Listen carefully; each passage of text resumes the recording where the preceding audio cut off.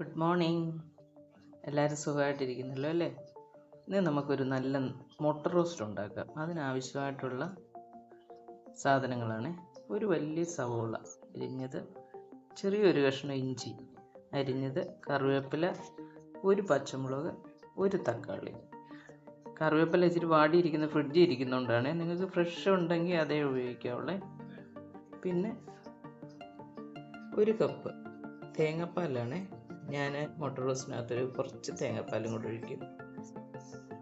പിന്നെ പൊടികൾ: 1 table spoon Kashmiri chilli powder, 1.5 table spoon മല്ലിപ്പൊടി,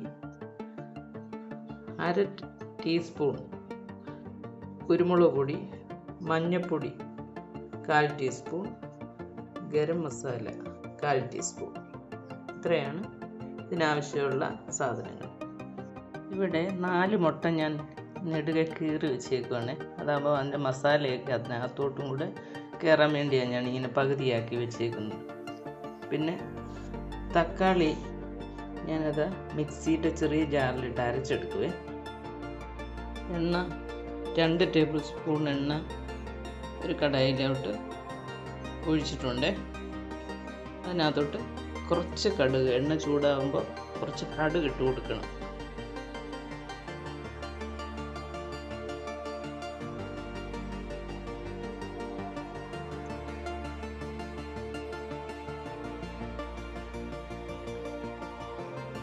കടുക് ഒന്ന് പൊട്ടിക്കഴിയുമ്പോൾ നമുക്ക് വഴറ്റാനുള്ള സാധനങ്ങളെല്ലാം ഇട്ട് വഴറ്റണേ. കടുക് പൊട്ടിത്തുടങ്ങി. അത് പൊട്ടി അങ്ങോട്ട് തീരുമ്പോഴത്തേനും നമുക്ക് സവോളയും പച്ചമുളകും ഇഞ്ചിയും എല്ലാം ഇട്ട് നന്നായിട്ടൊന്ന് വഴറ്റിയെടുക്കണേ. ഇത് വളരെ ടേസ്റ്റി ആയിട്ടുള്ള ഒരു മുട്ട റോസ്റ്റാണ്.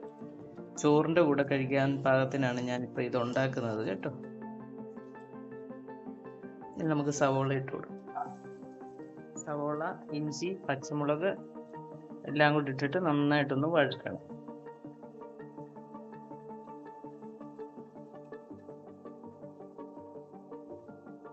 ഇതിൻ്റെ കൂടെ സവോള പെട്ടെന്ന് വഴന്ന് വരാൻ ഒരു സ്വല്പം ഉപ്പും കൂടെ നമുക്ക് ചേർത്ത് കൊടുക്കാം കേട്ടോ. ആവശ്യത്തിന് ഉപ്പ്.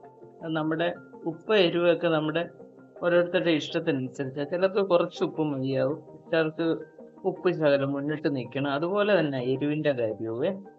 അപ്പോൾ അത് നമ്മുടെ ഇഷ്ടത്തിനനുസരിച്ച് ചെയ്ത് കൊടുക്കുക. എന്നിട്ട് ഇത് നന്നായിട്ടൊന്ന് വഴലട്ടെ.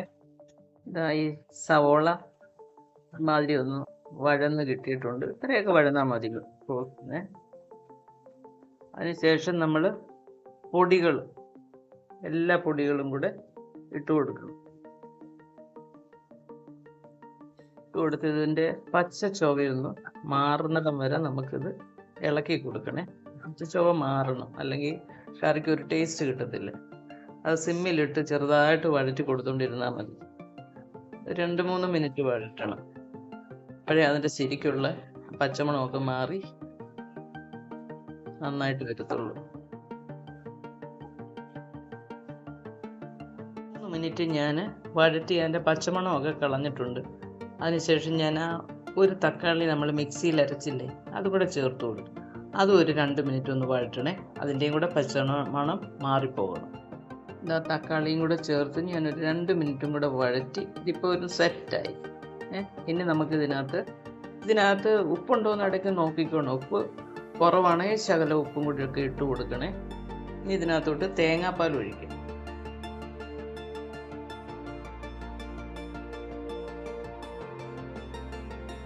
ആ 1 കപ്പ് നമ്മൾ നേരത്തെ തയ്യാറാക്കി വെച്ചിരുന്ന തേങ്ങാപ്പാൽ ഒഴിച്ച് നന്നായിട്ട് ഇളക്കിയിട്ട് ഒരു 2 മിനിറ്റ് ഇതിനകത്ത് കിടന്നൊന്ന് കുക്ക് ചെയ്യണേ.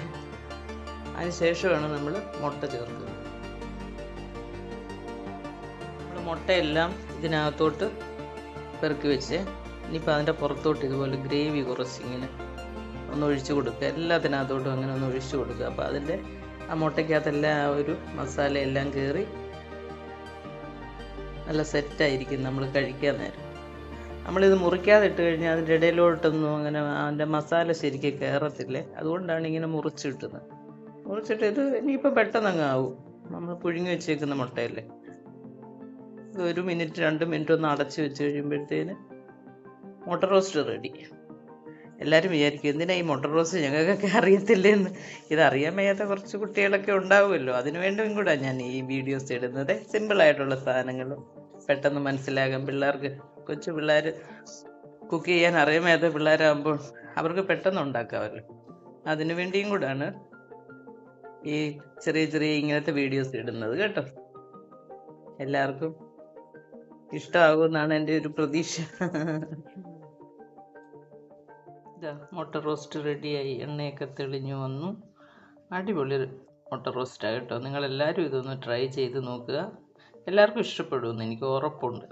അപ്പോൾ എൻ്റെ ചാനലൊന്ന് സബ്സ്ക്രൈബ് ചെയ്യുക, ലൈക്ക് ചെയ്യുക, ഷെയർ ചെയ്യുക. Thank you.